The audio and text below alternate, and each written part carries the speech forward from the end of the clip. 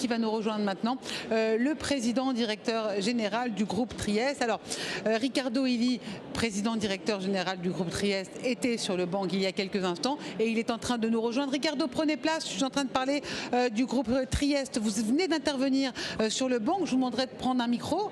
Tenez, voilà, on peut se serrer la main tout à l'heure. Comment on se sent quand on passe sur cette scène du banc? Alors j'en ai eu d'autres, puis j'ai pas eu toutes les impressions. Comment on est? Je vois que la scène, d'abord la salle de l'Accor Hotel Arena est absolument pleine. Il y a 70 000 entrepreneurs depuis ce matin. Quand on passe sur le banc et qu'on partage une expérience comme les métamorphoses, comment on se sent? C'est, comme on dit, excitant, je dirais. C'est un événement vraiment intéressant.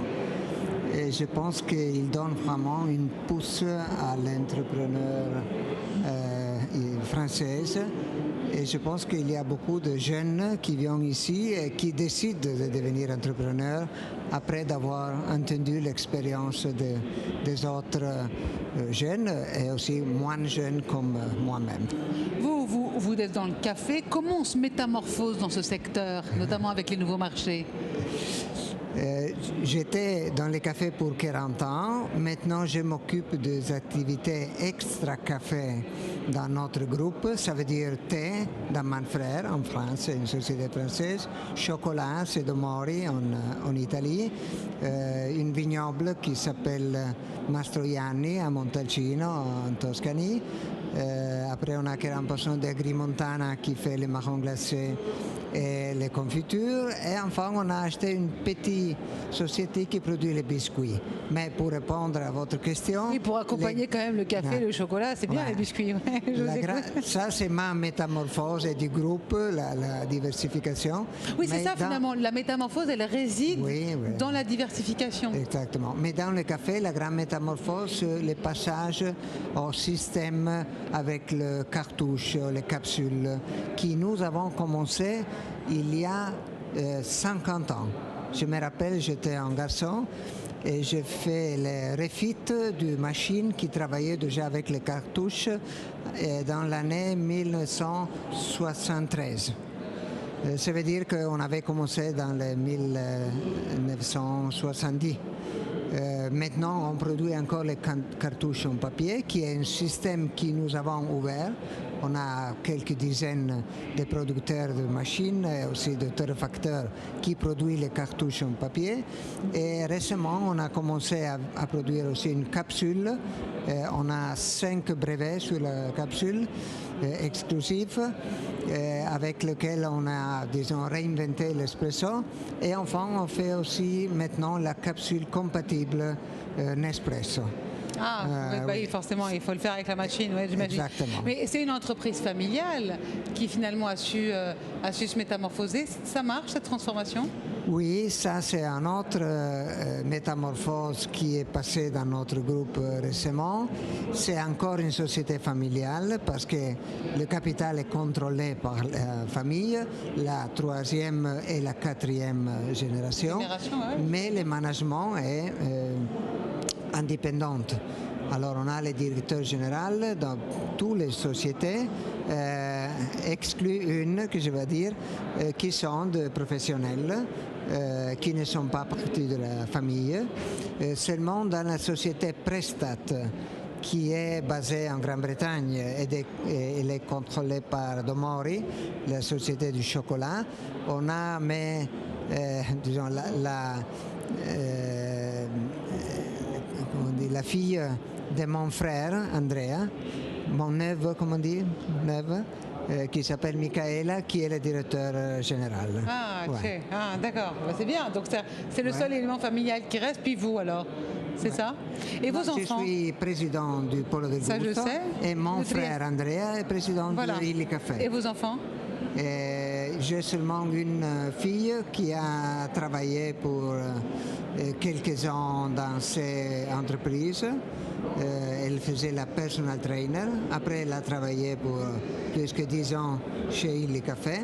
Elle est encore consultante maintenant de Illy Café. Quel est le conseil pour bien réussir une entreprise familiale? Parce qu'il y a souvent des tensions, non? Oui, on peut l'avoir. Il faut avoir les idées très claires et avant de tout, diviser les rôles Un, c'est le rôle du partenaire de la société. L'autre, c'est le rôle du membre du conseil d'administration. C'est là qu'on fait l'entrepreneur.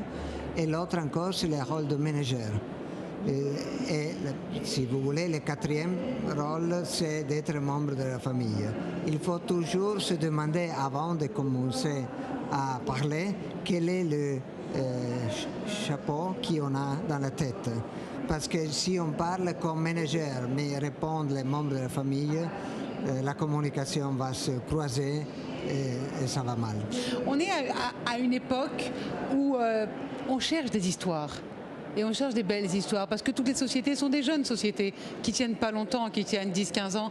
Vous, la vôtre, c'est une vraie histoire. C'est une vraie histoire de famille et une histoire qui était dans le monde entier finalement. Est-ce que c'est ça la force?